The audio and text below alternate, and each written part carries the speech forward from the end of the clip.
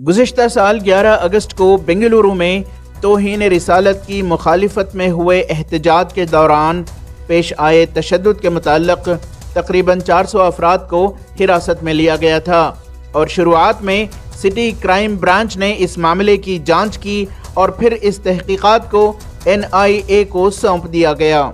6 महीनों के बाद अब NIA नेशनल इन्वेस्टिगेशन एजेंसी ने इस मामले में चार्जशीट कोर्ट में पेश की है, जिसमें कुल 49 मुल्ज़िमीन पर इंसदाद दहशतगर्दी कानून UAPA लगाया गया है, जबकि दीगर अफराद पर नॉन बेलेबल या बेलेबल ऑफेंसेस लगाए गए हैं और चंद मुल्ज़िमीन का मामला अभी भी ज़ेर तहकीकात है। इस सिलसिले में प्रेस कॉन्फ्रेंस के दौरान SDPI कर्नाटका के सदर अब्दुल हन्नान ने BJP पर इल्ज़ाम आयद किया कि भारतीय जनता पार्टी की हुकूमत कॉन्स्टिट्यूशनल एजेंसियों को सियासी मफाद के लिए अपने एजेंट्स के तौर पर इस्तेमाल कर रही है।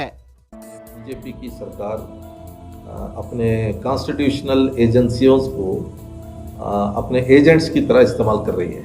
ये सिर्फ SDPI के ख़िलाफ़ नहीं है, तमाम एंटी फैसिस्ट जितने भी ऑर्गेनाइजेशंस हैं, पार्टीज़ हैं, इंडिविजुअल्स हैं, एक्टिविस्ट हैं, सबके ख़िलाफ़ इस्तेमाल कर रहे हैं। इसी तरीके से KGLD DJLD का जो इंसिडेंट हुआ उसके बाद फ़ौरन NIA अपना एक बयान दिया कि हम SDPI को फंसाने के लिए हम आ रहे हैं। फ़ौरन वो डिक्लेयर करके आए हैं, दांतों में वो स्क्रिप्ट रेडी करके लेके आए, प्लेन पेपर और पेन उनके हाथ में था।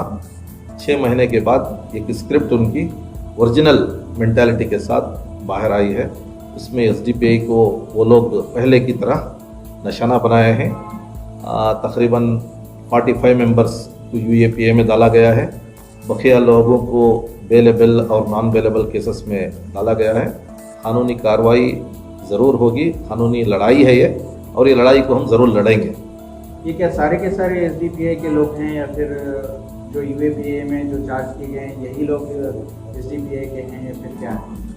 नहीं, ऐसा बयान वो दे रहे हैं सारे लोग SDPI के हैं, चाहे वो यहाँ तक के नवीन को और संपत को भी वो NIA SDPI के बोलने में पीछे नहीं हटेंगे। वो क्यों नहीं बोल रहे हैं बोले तो ऑलरेडी उनके साथ एक बैनर है, इसलिए वो नहीं बोल रहे हैं, वरना SDPI का नाम हर जगह आने के चांसेस हैं।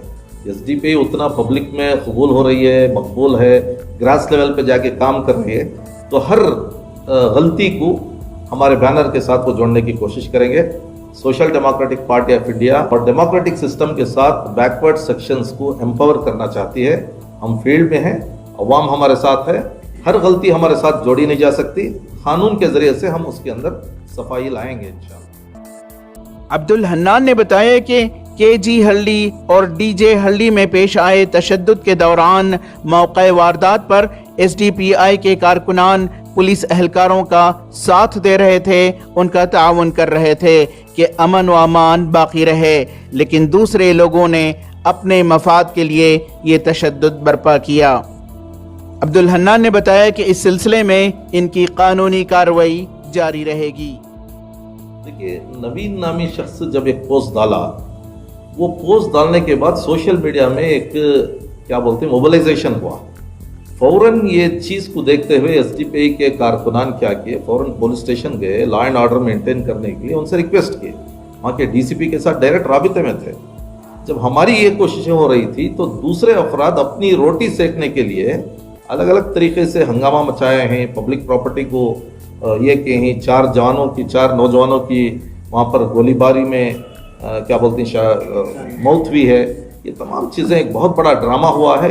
ये चीज़ों को इन्वेस्टिगेशन करने की जिम्मेदारी हमारी CCB की थी और NIA की थी, लेकिन CCB ने बहुत क्लैरिटी के साथ वो बहुत से लोगों को नवीन के बारे में हो या चाहे वो हमारे संपत के एक PA के बारे में हो और संपत के बारे में बहुत क्लैरिटी लाई है, लेकिन NIA जो आई है वो CCB की पॉइंट्स को डाइल्यूट करने के लिए अपना एक स्क्रिप्ट रेडी करके वहाँ से आए थे।